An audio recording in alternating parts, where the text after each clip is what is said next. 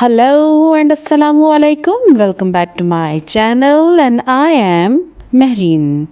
Today we are going to discuss the Blue Stocking Circle or Blue Stocking Society. It's a very interesting term which was coined in 18th century.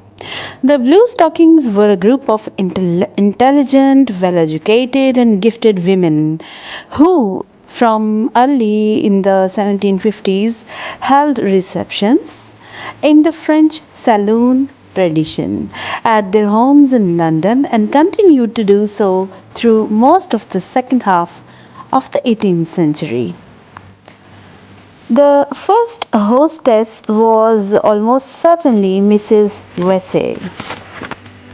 Other regular hostesses were Mrs. Montagu, Mrs. Carter, Mrs. Chapman, Mrs. Delaney, and later Hannah More, who wrote an agreeable poems Bass Blue in 1786, which described the players and activities of the Blue Stocking Society.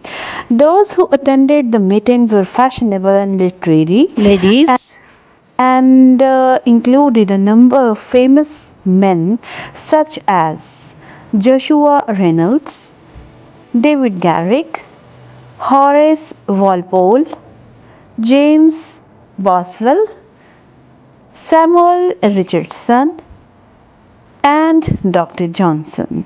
Members of the aristocracy were frequent attenders. The main object of the meetings was conversation. There were no cards and no alcohol and politics. Swearing and scandal were forbidden. Their title derives from the worsted blue stockings of Bishop Benjamin Stillingfleet. He could not afford evening clothes and attended in his ordinary everyday gear.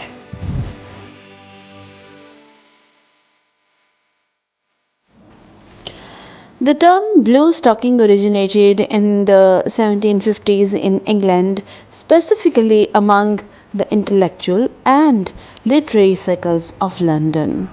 The term is attributed to Benjamin Stillingfleet, a botanist and writer who attended literary saloons hosted by Elizabeth Montagu and other prominent women. These gatherings were known for their lively discussions on literature, philosophy, and arts.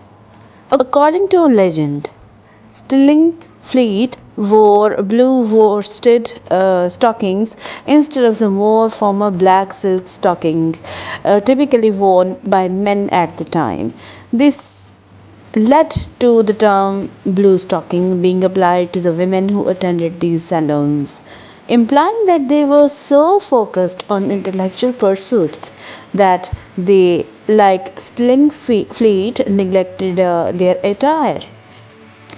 Over time, the term blue stocking evolved to describe not only the women who attended these salons but also any women who prioritized intellectual pursuits, education, and personal development over traditional domestic and social expectations. This term was originally used to mock women who prioritized intellectual pursuits over domestic and social expectations.